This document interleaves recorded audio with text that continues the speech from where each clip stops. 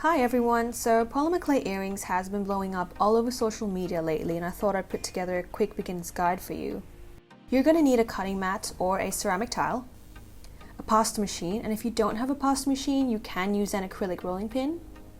You're going to need a blade, a dotting tool, and this is just a nail art tool but you can even use old chopsticks, shape cutters, sandpaper, oven thermometer, pliers, different findings like jump rings, hooks, posts and backings, and of course you're going to need polymer clay.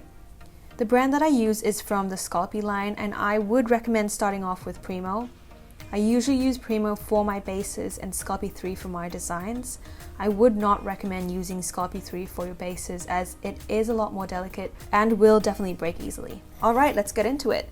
The first thing you're going to do is choose a color that you'd like for your base and run it through the pasta machine. Just run it through the pasta machine, fold it in half and repeat. The pasta machine is probably the easiest way to do this, but if you don't have a pasta machine, you can use the acrylic rolling pin. This is called conditioning your clay and it gets all the air bubbles out. If you don't condition your clay enough, it may break after baking or there may be air bubbles popping up, which doesn't really look great. You're going to aim to get a nice even surface on both sides. Here comes the fun part, adding designs. I use Sculpey 3 for my designs because it is a lot easier to mold with your hands compared to Premo. For this slab of clay, I'll be doing something simple and abstract. I'm going to be adding lots of blobs and patches, lines and dots.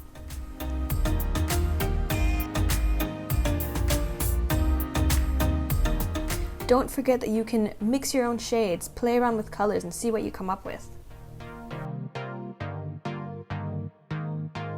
With your blade, you can use it to cut even pieces, and the dotting tool is really great to pick pieces up with, especially if they're super tiny and if you have chunky fingers like me.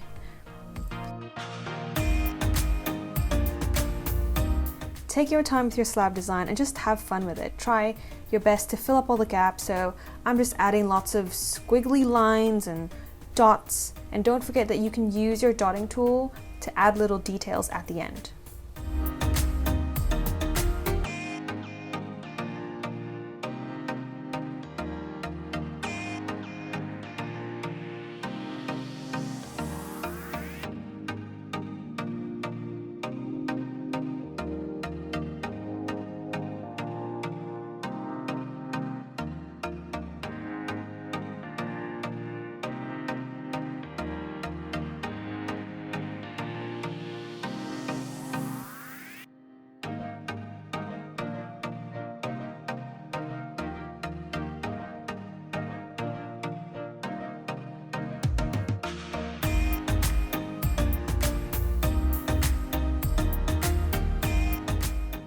Now that you're done with your slab design, you're ready to cut the pieces up.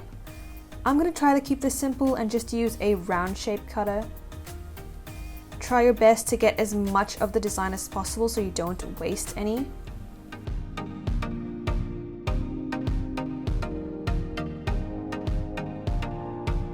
You can always get creative when cutting up the pieces, so I'm just going to use a small cutter just like this and you can get a different shape. For these ones, I'm going to cut it in half so I get something a bit more different. Once you have all of your pieces, you do need to poke a hole for the jump rings to go through. So I prefer to poke the holes in before baking as I find drilling holes after such a mess. I just use my dotting tool to poke little holes, and it's safer to poke the holes slightly bigger so that the jump rings can go through. A really good trick I learned is before you bake the pieces, trim off any of the edges so that you save time on sanding later. Baking is probably the trickiest part of the whole process. Make sure that you've got a bake setting on your oven and preheat it to 130 degrees Celsius.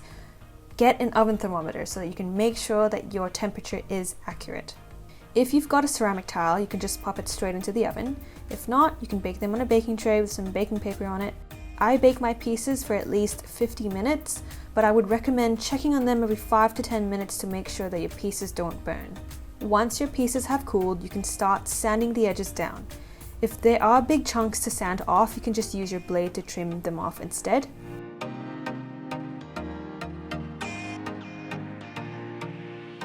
For this pair of earrings, I'm going to add studs to them, and I'll do a separate video on how I attach studs. To combine the pieces, you'll need a jump ring in between each piece.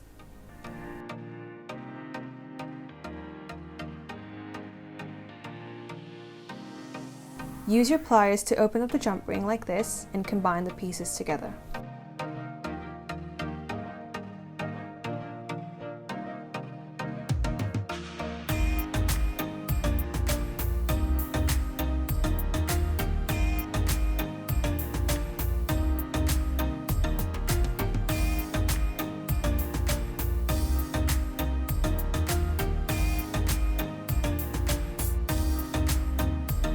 These hooks usually need a bit of adjusting so that it's facing the right way, and I just use the pliers to turn it gently.